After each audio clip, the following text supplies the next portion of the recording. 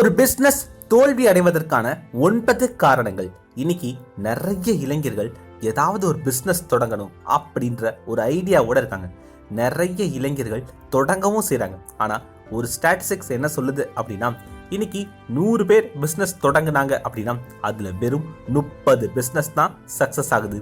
70 business தொடங்கிய 12 இருந்து 18 மாதங்களுக்குள்ள failure ஆயிடுது அப்படின்னு சொல்றாங்க. இதற்கு என்ன காரணம், எதனாலெல்லாம் ஒரு ஸ்டார்ட் அப்போ ஒரு பிசினஸோ ஃபெயிலியர் ஆகுது அப்படின்னு நிறைய தோல்வி அடைந்தவர்கள் கிட்ட கேட்டு தெரிஞ்சுக்கிட்டு 9 முக்கியமான காரணங்களை ஒரு ரிசர்ச்ல சொல்லியிருக்காங்க. அந்த 9 முக்கியமான காரணங்கள் என்னன்னு தான் நம்ம இன்னைக்கு பார்க்க போறோம்.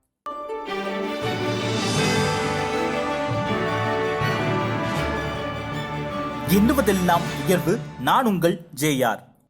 பிஸ்னஸ் ஃபெயிலியர் ஆகிறதுக்கான காரணங்கள்ல முதல் காரணம் பேட் லொகேஷன். உங்க பிஸ்னஸை நீங்க சரியான இடத்துல தொடங்கலை அப்படின்னா அது கண்டிப்பா ஃபெயிலியர் ஆயிடும்.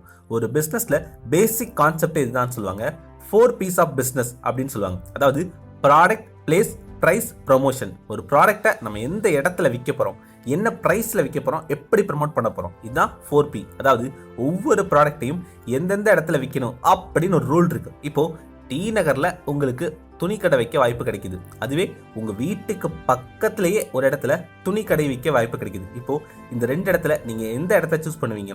டி நகர்ல தான் ஏகப்பட்ட கடைகள் இருக்கேப்பா, நம்ம வேற எதுக்கு புதுசா ஒரு கடை, நம்ம வீட்டுக்கு பக்கத்திலேயே ஒரு கடையை ஓபன் பண்ணுவோம் அப்படின்னு நீங்க நினைக்க கூடாது.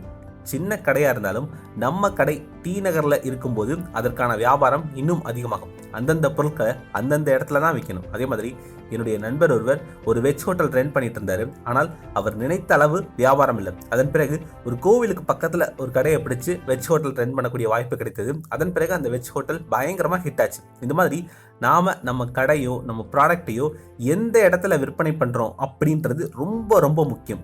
சரியான இடத்தை நம்ம தேர்ந்தெடுத்துட்டோம் அப்படின்னாலே கிட்டத்தட்ட பாதி பிரச்சனைகள் சால்வ் ஆயிடும். அதுதான் அந்த 4 P's ஆஃப் பிஸ்னஸ் சொல்றாங்க. முதல்ல ப்ராடக்ட், என்ன ப்ராடக்டை விற்க போறோம், அதை எந்த இடத்துல விற்க போறோம், அதுக்கப்புறம் என்ன ப்ரைஸ்ல விற்க போறோம், அதன் பிறகுதான் ப்ரொமோட் பண்ண ஆரம்பிக்கணும். இந்த 4 சரியா அமைஞ்சிருச்சு அப்படின்னா உங்க பிஸ்னஸும் சரியா அமையும். அதே சமயத்துல நம்ம சரியான ப்ராடக்டை சரியான இடத்துல விற்காம விட்டா அதுவே நம்ம தோல்விக்கான முதல் காரணமாகவும் அமையும். 2வது பாயிண்ட், ஹையரிங் பேட் எம்ப்ளாய்ஸ். நிறைய பிசினஸ் தோல்வி அடைவதற்கான காரணங்கள்ல முக்கியமான முதல் காரணம் மோசமான எம்ப்ளாயிஸை நம்ம வேலைக்கு எடுக்கிறது தான் அப்படின்னு சொல்றாங்க. சரி, ஏன் அப்ப இந்த மாதிரி மோசமான ஆட்களை நீங்க வேலைக்கு எடுத்தீங்க அப்படின்னு பிசினஸ்ல ஃபெயிலியர் ஆனவங்க கிட்ட கேட்டா அவங்க தாங்க கம்மியான சம்பளத்துக்கு வேலைக்கு கிடைச்சாங்க, அதனால அவனை வேலைக்கு வச்சேன் அப்படின்னு சொல்லுவாங்க. அப்போ உங்க பிசினஸ் நல்லா ரன் ஆகணும் அப்படின்னு நினைச்சீங்க அப்படின்னா சிறந்த எம்ப்ளாயிஸை முதல்ல வேலைக்கு எடுங்க. ஆனா அவங்களுக்கு நல்ல சம்பளத்தையும் கொடுங்க. நீங்க சம்பளம் கொடுக்க தயங்குனீங்க அப்படின்னா ஏற்கனவே இருக்கக்கூடிய நல்ல வேலையாட்களையும் இழக்க வேண்டி வரும். நல்ல எம்ப்ளாயிஸ் கிடைக்கவே மாட்டாங்க. முதல்ல நல்ல சம்பளத்தை கொடுங்க. சம்பளம் மட்டும் இல்லாம அவனுக்கு காம்ப்ளிமெண்ட்ரி, ஏதாவது மந்த்லி 2 சினிமா டிக்கெட்டு, இன்சென்டிவ், இல்ல அவன் உங்களை ஞாபகம் வச்சுக்கிற மாதிரி ஏதாவது சில கிஃப்ட் பொருட்கள், இப்படி ஒவ்வொரு மாசமும் அவனுக்கு கொடுக்கணும். அவனுக்கும் இது நம்மளோட கம்பெனி, நம்மளுடைய நிறுவனம் அப்படின்னு தோண ஆரம்பிக்கணும். நிறுவனத்தின் மேல ஒரு மதிப்பை நீங்க உண்டாக்கணும். உங்களுடைய கனவுகளை ஒவ்வொரு எம்ப்ளாயிஸும் அவனுடைய கனவுகள் அப்படின்னு நினைச்சு வேலை செய்ய ஆரம்பிக்கணும். அதற்கு நல்ல சம்பளம் கொடுங்க. அவனை அவனோட கம்பெனி அப்படின்னு நினைக்கிற அளவுக்கு அவனை ஃபீல் பண்ண வைங்க.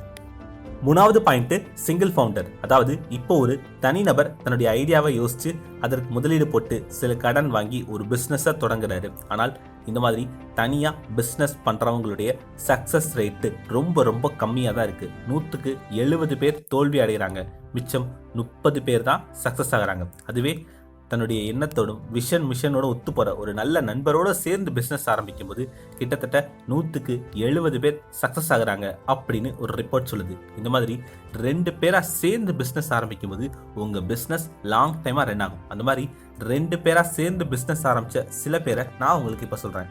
திப்பாந்தர் கோயல், பங்கஜ், இவங்க 2 பேரும் இணைந்துதான் ஜொமேட்டோ நிறுவனத்தை தொடங்கினாங்க. இப்போ இந்த நிறுவனத்தினுடைய மதிப்பு கிட்டத்தட்ட $1 ட்ரில்லியன் மேல.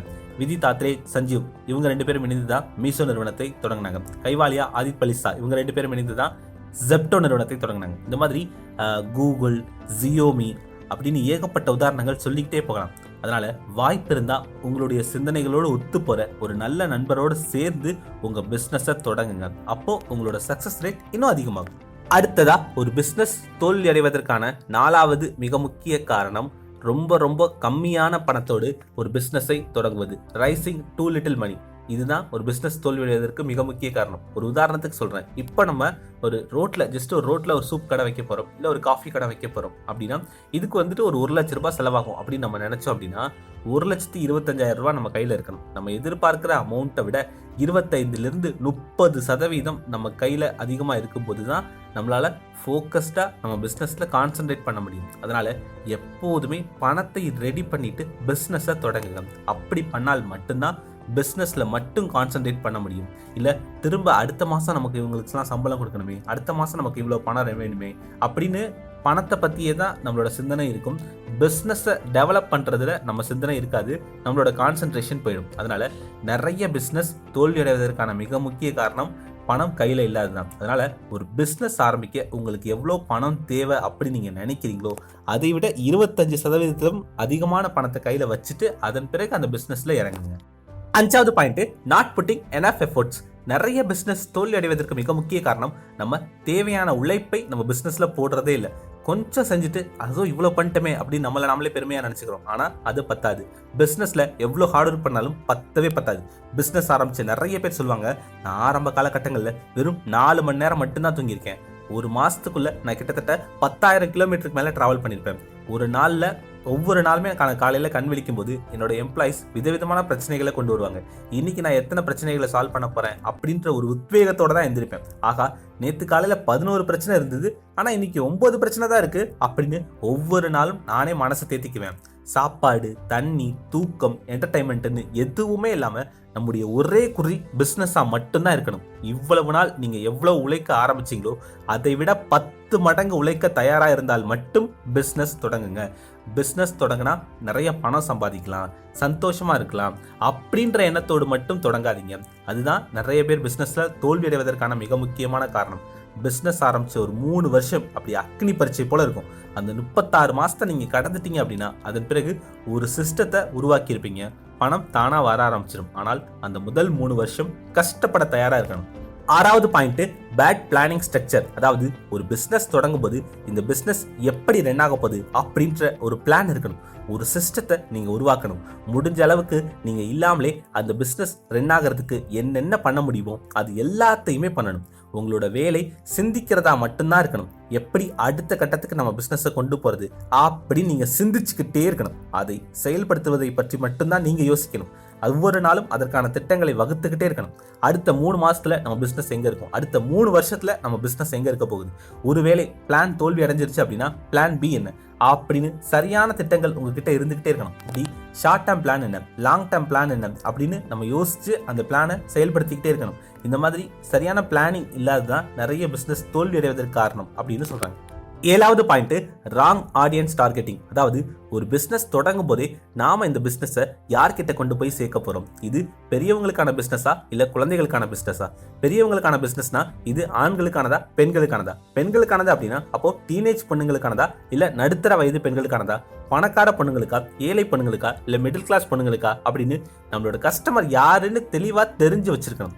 அவங்கள எப்படி ரீச் பண்ணுறதுன்னு தெளிவாக தெரிஞ்சு வச்சுக்கிட்டு ரீச் பண்ணணும்.